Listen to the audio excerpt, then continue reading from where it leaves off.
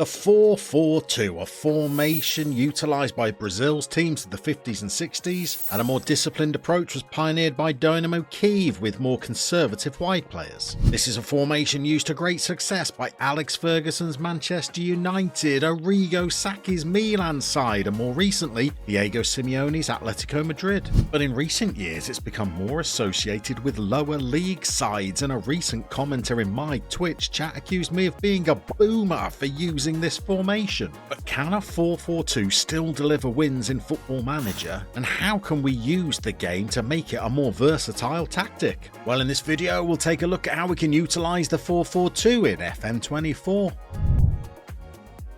So why has the 4-4-2 been so popular down the decades? Well, firstly, it may be because of the utilisation of two strikers. This may create difficulties for opponents who are only utilising two centre-backs themselves. Utilising two strikers can also give a variety to our attacks when utilising players with contrasting attributes. For example, we could pair a traditional big, tall player with good jumping reach with a completely different style of striker who may be quicker, more agile and have better off-the-ball movement. Another attraction to the 4-4-2 is that it offers us two players on the flanks, which may not be the case when we utilise back threes with wing-backs. This might provide us with overloads in wide positions, which gives opposition players a difficult task when they are trying to concentrate on two players. By utilising different roles in fullback positions, we might be able to create underlaps as well as overlaps with this formation, and we can also use our in-possession tactics if we want to accentuate the overlapping runs or underlapping runs that our players make.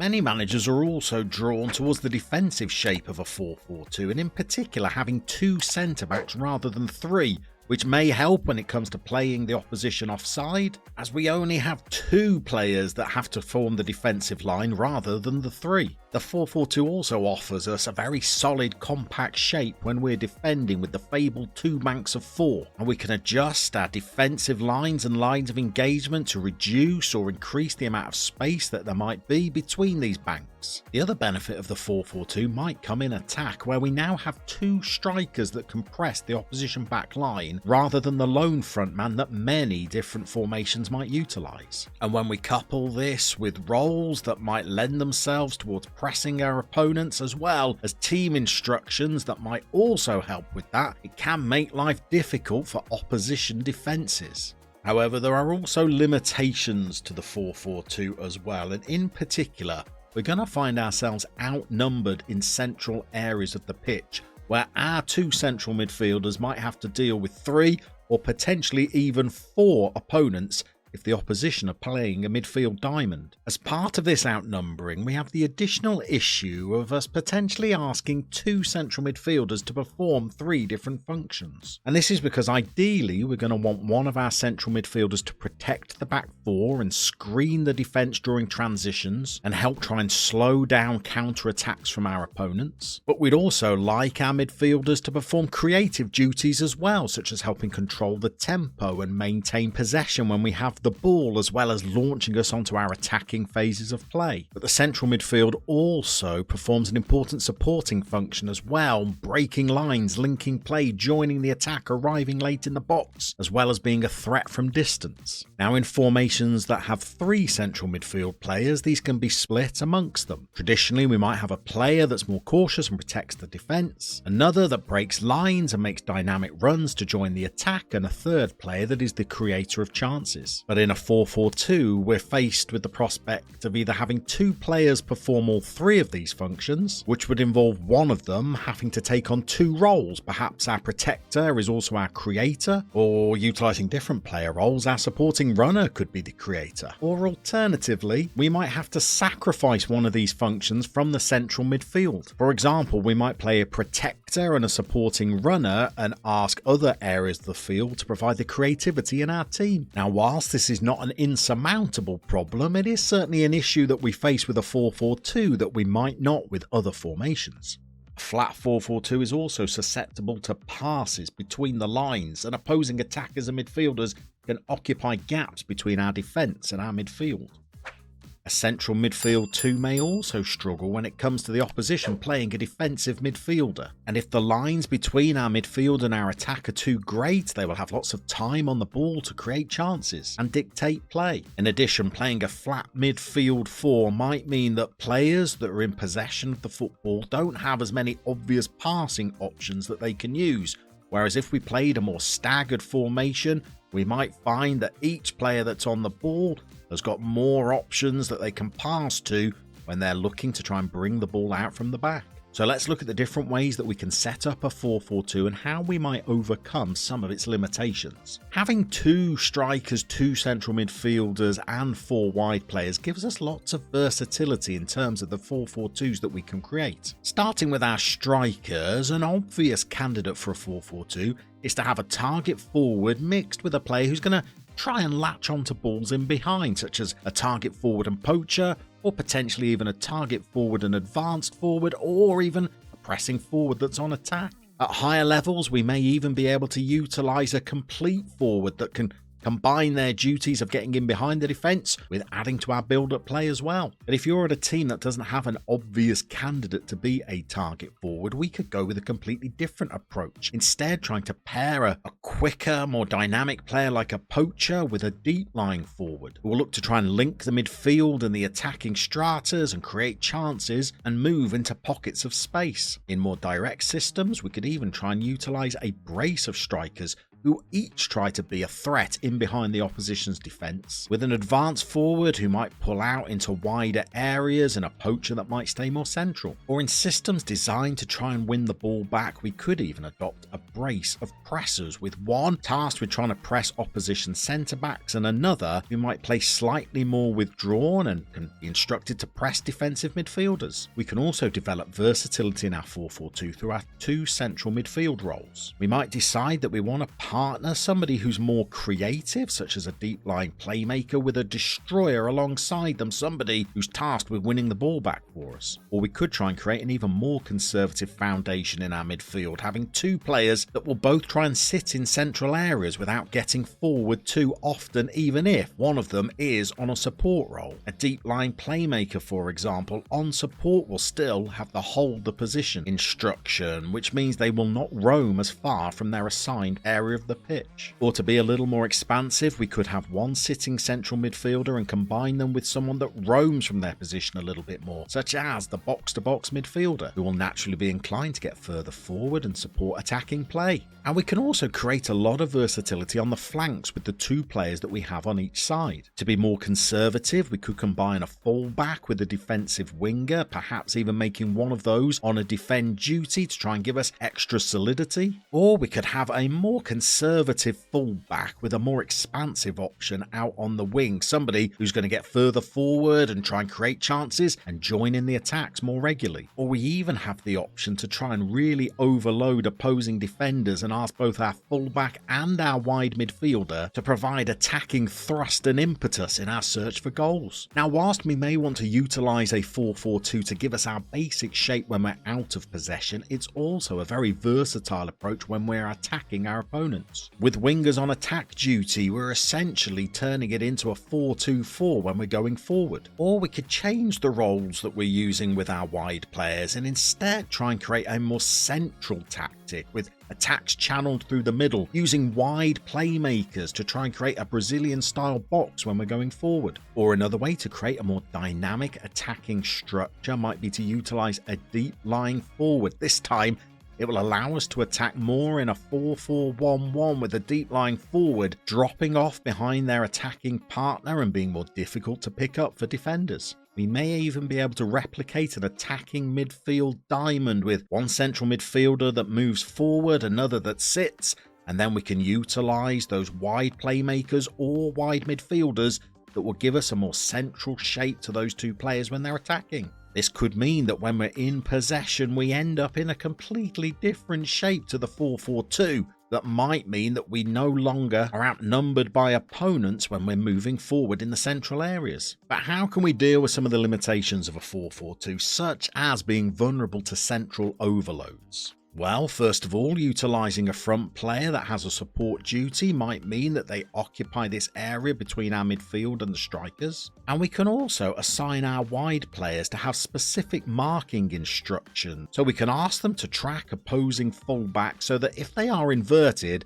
and are moving into central areas of the pitch, our wingers are assigned to mark them so that they can try and stop those overloads in central areas. If we're concerned about being outnumbered, we could also try and ensure that we assign fairly rigorous roles in the centre of the park so that we're not vacating the centre of the pitch too frequently to help us deal with the numbers that they may have. And in an attacking sense, if we're outnumbered in central areas, then it does mean that we are going to have numerical advantages in other areas of the pitch, and we might be able to utilise our team instructions to avoid the middle of the pitch and instead make sure our attacks are funneled into areas where we outnumber the opponents. Now, what if we're concerned about the rigidity of our 4-4-2, and in particular, we're worried about these gaps between our defensive line in the midfield and our midfielders and the strikers? Well, we could use the roles of our fullbacks to help with that. By asking them to be inverted, it will mean that players adopt attacking positions that may be closer to or slightly ahead of our central defenders, so that when we turn over the ball, we naturally have players that are in between the defensive and midfield stratas.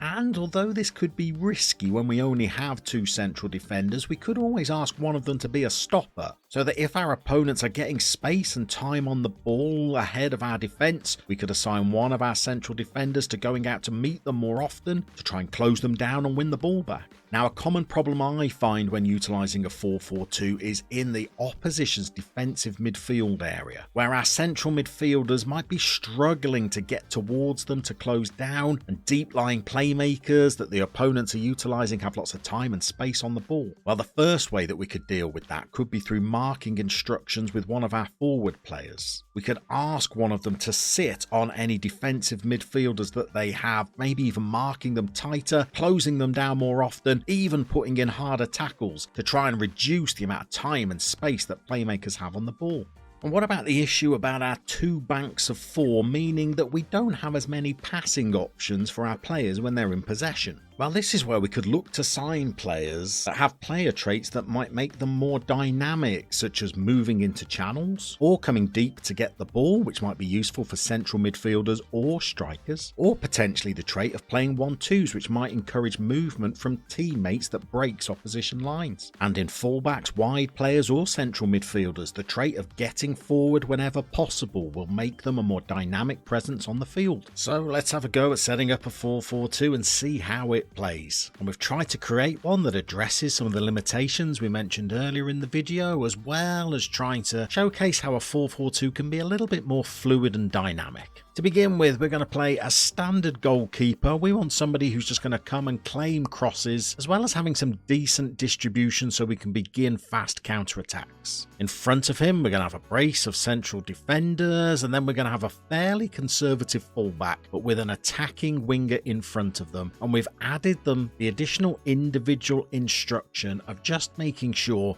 that they're always marking the opposition left back. Now, what we've tried to do with this tactic is to try and make sure that our attacks down the left don't mirror the ones that we have down the right. So whereas Elanga might be hitting the byline and trying to send crosses in for the target forward, on the left-hand side, we're going to play a fullback with an attack duty, hoping that they're going to overlap, get forward, and send the ball into the box. Now, because this fullback is going to be more adventurous ahead of them, we've tried to create a role that will give them a little bit of defensive cover, as well as one that might help us with the fact that we're going to be outnumbered in the centre of the park, and deal with the fact that a flat horizontal four in midfield might be a little bit one-dimensional. So we've decided to play a wide midfielder on support, but with a whole host of player instructions. First of all, we've asked them to always pay attention to the opposition's right back and to pick them up as they move forward. To try and make a three-man central midfield at times when we attack, we've asked them to sit narrower, but we've also given them the license to roam from position, so they might occasionally pop up in the number 10 slot, where they can link up with our forward players, as well as trying to feed balls to the overlapping fullback and the attacking winger that we have on the right. Because we have two targets for them to hit, we've asked them to cross more often, and so that they can take on additional playmaking abilities, we're asking them to take more risks with their passes. passing. In the centre of the park, we've tried to create a midfield too that will hopefully help us maintain possession of the ball when we have it, but also act as more of a defensive midfield for our back four. We have Sangari, who's going to be playing as a central midfielder on defend, and we're asking them to ease off tackles, and if we had the option, we'd even ask them to press the opposition less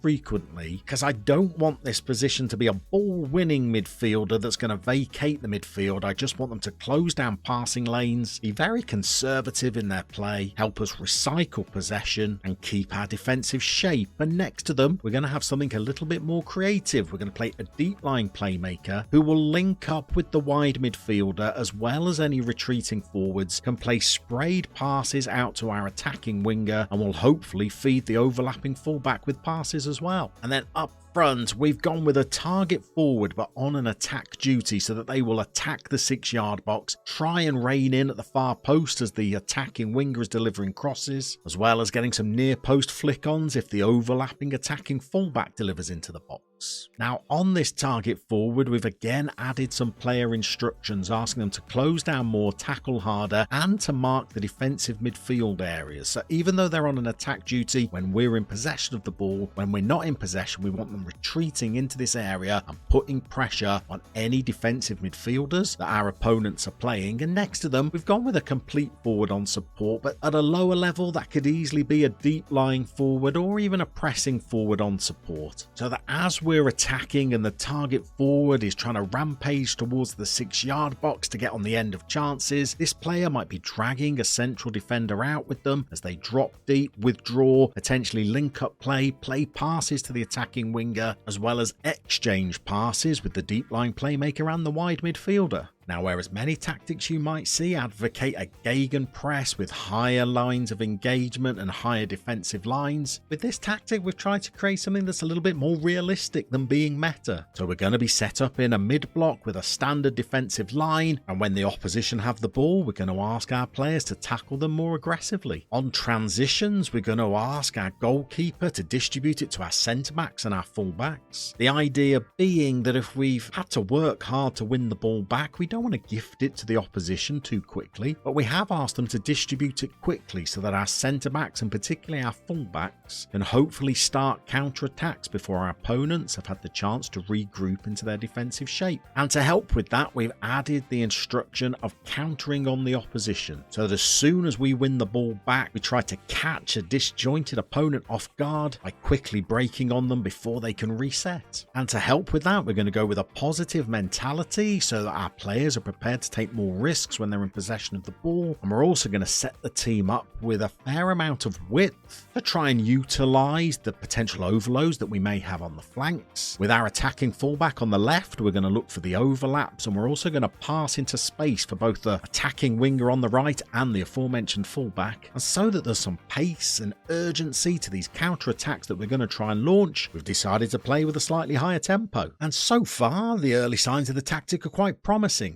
as we managed to pick up a 1-1 draw on the opening day of the season. You can see our wide midfielder on the left drifts in to get involved in the play. Our attacking winger feeds one of our strikers, who provides the target forward with a tap-in. The fixtures didn't get any easier for our next game as we took on Arsenal, but in this game you could see the benefit of asking our target forward to close down opposition when they're in the defensive midfield areas.